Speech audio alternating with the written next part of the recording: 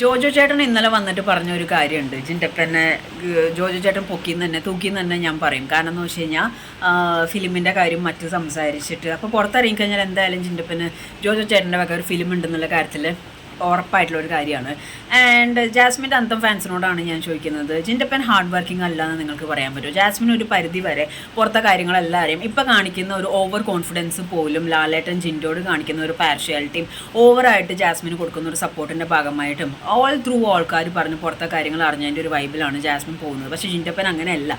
Mistakes ഉണ്ട്, mistakes are common. പക്ഷേ ജിൻറ്റപ്പൻ നല്ല രീതിയിൽ ഹാർഡ് വർക്കിംഗ് ആണ്. അത് അതിൻ്റെ ഉള്ള കണ്ടസ്റ്റൻറ്റും പറയുന്നുണ്ട്. ചില കമൻ്റ് ഉണ്ട്, ജിൻറ്റപ്പന് വായിക്കാൻ പോലും അറിയില്ല, അതല്ലെങ്കിൽ വാ തുറന്ന നുണ പറയുന്നു.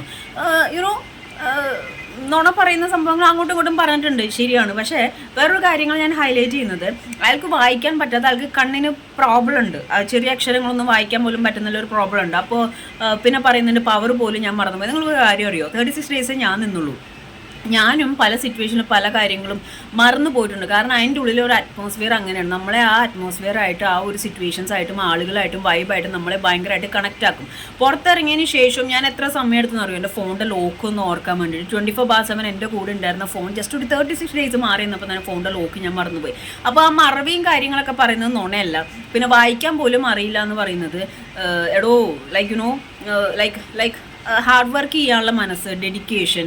ഇപ്പോൾ എത്രയോ പേര് പുസ്തകം പോലും വായിക്കാൻ അറിയാതെ സ്കൂളിൽ പോലും പോവാതെ 5ാം ക്ലാസ് വരെ പഠിച്ചിട്ടും ലോകത്തിൻ്റെ എത്ര ഉന്നത പദവിയിൽ എത്തിയിട്ടുണ്ട്. അപ്പോൾ ഒരാളെ ഇഷ്ടമല്ല എന്ന് വെച്ചിട്ട് ഒരാളെ അങ്ങോട്ട് തേച്ചൊട്ടിച്ച് പറയുന്ന ജാസ്മിൻ്റെ അന്തം ഫാൻസിനോടാണ് പറയാനുള്ളത്. ജിൻറ്റപ്പനും ഒരു ഹ്യൂമാനിറ്റിയാണ്, ജിൻറ്റപ്പനും ഒരു ഹ്യൂമനാണ്. അയാൾ അയാളുടേതായ രീതിയിലെ കാലിബർ അയാൾ അവിടെ കാണിക്കുന്നുണ്ട്. കപ്പ് കൊണ്ടുപോകുമോ കൊണ്ടില്ലേ, ഇപ്പം ജാസ്മിൻ കപ്പ് കൊണ്ടുപോയി തന്നെ വെച്ചോ, പ്രേക്ഷകരുടെ മനസ്സിൽ ജിൻറ്റപ്പൻ്റെ സ്ഥാനം വലുതാന്ന് പറയാനായിട്ട് എനിക്ക് ഒരു ഡൗട്ടും ഇല്ല. കാരണം അത്രയും ആൾക്കാരുടെ ഇഷ്ടം ജിൻറ്റപ്പൻ ഏറ്റെടുത്തിട്ടുണ്ട്. പല ആൾക്കാർക്കും മോട്ടിവേഷനാണ് ജിൻറ്റപ്പൻ. ആ ഒരു ഡെഡിക്കേഷൻ ലെവല് ഞാൻ റെസ്പെക്ട് ചെയ്യുന്നുണ്ട്. പുള്ളിയിലെ തെറ്റ് തിരുത്താനുള്ള ഒരു കഴിവും പല രീതിയിലും അങ്ങോട്ടും ഇങ്ങോട്ടും ഈ സംസാരിക്കാനുള്ള ടാസ്ക്കൊക്കെ വെച്ചപ്പോഴും ജിൻറ്റപ്പൻ എനിക്ക് ആരോടും ഒന്നും സംസാരിക്കാനുള്ള എൻ്റെ പൊന്നോ, കാരണം അതിനകത്ത് പല അർത്ഥങ്ങളുണ്ട്. അപ്പോൾ കപ്പ് കൊണ്ടുപോവില്ലെന്ന് എനിക്കറിയില്ല. പക്ഷേ ജിൻറ്റപ്പൻ പല ആൾക്കാരുടെ മനസ്സിലും പോസിറ്റീവായിട്ട് തന്നെ കയറി ഇരിക്കുന്നുണ്ടെന്നുള്ള കാര്യത്തിൽ ഒരു ഡൗട്ടും ഇല്ല. ജാസ്മിനെ പോലെ പുറത്തെ കാര്യങ്ങൾ അറിഞ്ഞിട്ടോ ഒന്നുമല്ല, ഒരു കോംബോ പിടിച്ചിട്ടോ അല്ല ജിൻറ്റപ്പൻ അവിടം വരെ എത്തിയിരിക്കുന്നത്. അപ്പോൾ അന്തം ഫാൻസ് വന്ന് കുണുകുണാന്ന് പറയുമ്പം, അല്ലെങ്കിൽ ജിൻറ്റപ്പനെ പൊക്കി പറയാനായിട്ട് നിനക്ക് എക്സ്ട്രാ പൈസ തരുന്നുണ്ട്, ഇത്രയും കാലം ജാസ്മിനെ ചേർത്തായിരുന്നു പറഞ്ഞുകൊണ്ടിരുന്നത്. നല്ലത് കണ്ടാൽ നല്ലത് പറയാനും തെറ്റ് കണ്ടാൽ തെറ്റ് പറയാനും പഠിക്കുമ്പോഴാണ് ഒരു മനുഷ്യനാവുന്നത്.